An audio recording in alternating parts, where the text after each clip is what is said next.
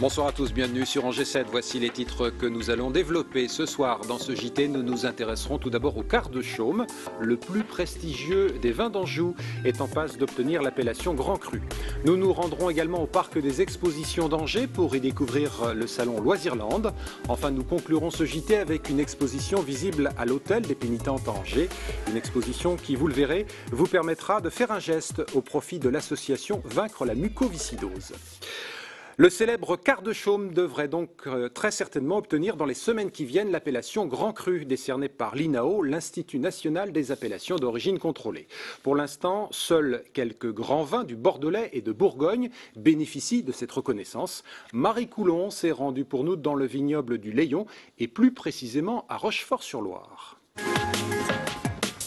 C'est un petit coin magique situé sur la commune de Rochefort-sur-Loire. Le vignoble du quart de chaume, ce sont 43 hectares qui produisent le vin le plus prestigieux d'Anjou. Classé appellation d'origine contrôlée depuis 1936, il devrait bientôt obtenir l'appellation Grand Cru. Le secret de sa réussite, un champignon, le botrytis, qui assèche ses grappes et des vendanges tardives. La semaine dernière, tous les vignerons de quart de chaume étaient sur le pied de guerre. Ils savaient que l'eau allait arriver, donc tous les raisins qui étaient en phase de dessèchement ont été cueillis. Maintenant, l'eau est arrivée, le champignon a été réactivé et on va attendre la prochaine séquence de vent et de sécheresse pour cueillir les mêmes raisins dans 3 jours ou dans 20 jours. Grâce à l'appellation Grand Cru, le quart de chaume devrait voir sa notoriété augmenter et les autres vins liquoreux d'Anjou devraient aussi en profiter. Quart de chaume, Côte-de-Lion-Chaume, Côte-de-Lion, c'est connu que par l'ouest de la France, c'est tout. Donc le fait de monter une marche importante, la notion de Grand Cru va situer le quart de chaume dans les grandes bouteilles de France. Les 15 vignerons qui produisent le quart de chaume espèrent obtenir l'appellation début d'année prochaine, avec un effet rétroactif sur le millésime 2009 qui s'annonce déjà très prometteur. 2 jeunes garçons ont été sérieusement blessés par des coups de couteau dans la nuit de vendredi à samedi à Angers, dans le quartier de la Roseraie. Les faits se sont déroulés lors d'une rixe qui a éclaté durant une soirée organisée par des habitants de ce quartier. La police enquête actuellement afin de connaître les circonstances exactes qui ont conduit à ces incidents.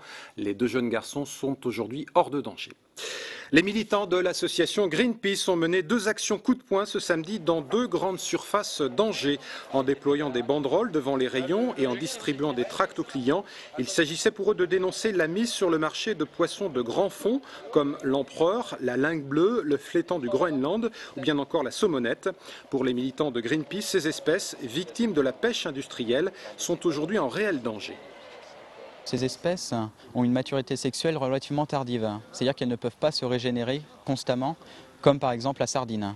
À savoir que la pêche de ces poissons-là est une pêche au chalut qui est catastrophique et qui détruit tous les fonds marins. On a distribué des tracts, mais c'est vrai que l'information a du mal encore à passer dans la tête des gens, comme tout domaine, que ce soit les OGM ou les océans. En bref, André Lardeux, sénateur UMP du département et ancien président du Conseil général de Maine-et-Loire, n'a pas envie, je cite, de voter la réforme de la taxe professionnelle telle que l'envisage actuellement le gouvernement. André Lardeux considère qu'il aurait fallu prendre le temps d'étudier les effets positifs et pervers de cette réforme.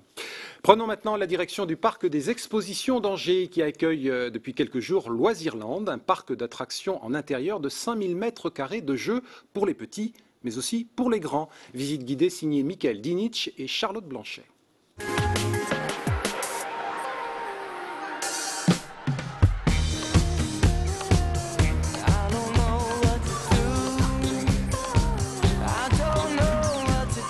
Pour les enfants, c'est le paradis sur Terre. Imaginez des bonbons, des ballons de baudruche et aussi, et surtout, des jeux dans tous les sens et pour tous les âges, de quoi bien se défouler.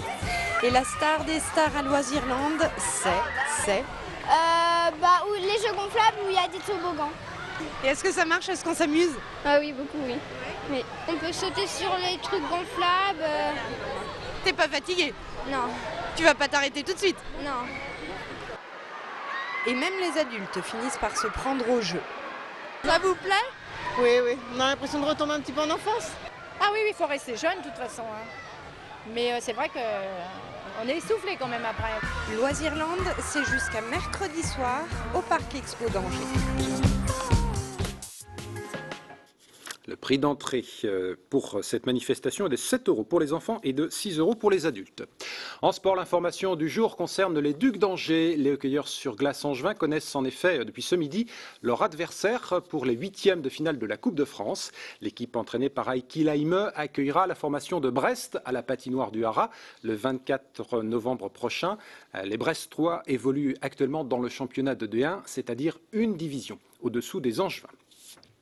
Chaque année en France, de nombreuses personnes meurent de la mucoviscidose, une maladie génétique qui s'attaque notamment aux voies respiratoires et digestives. Afin de recueillir des fonds au profit de l'association qui lutte contre cette maladie, une exposition se déroule actuellement à l'Hôtel des Pénitentes à Angers. C'est ce que nous explique Charlotte Blanchet.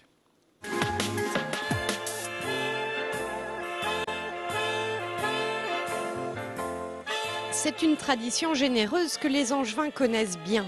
Depuis déjà une quinzaine d'années, des artistes mettent en vente leurs œuvres et reversent la moitié de la somme à l'association Vaincre la mucoviscidose.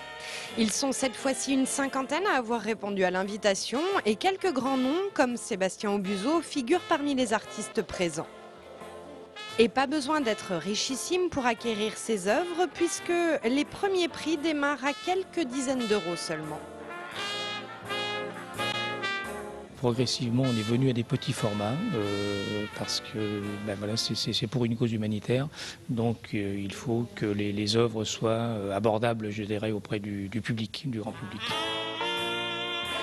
Les 50% qui sont reversés à l'association sont déductibles des impôts à hauteur de 66%, ce qui fait une remise, entre guillemets, intéressante pour les acheteurs.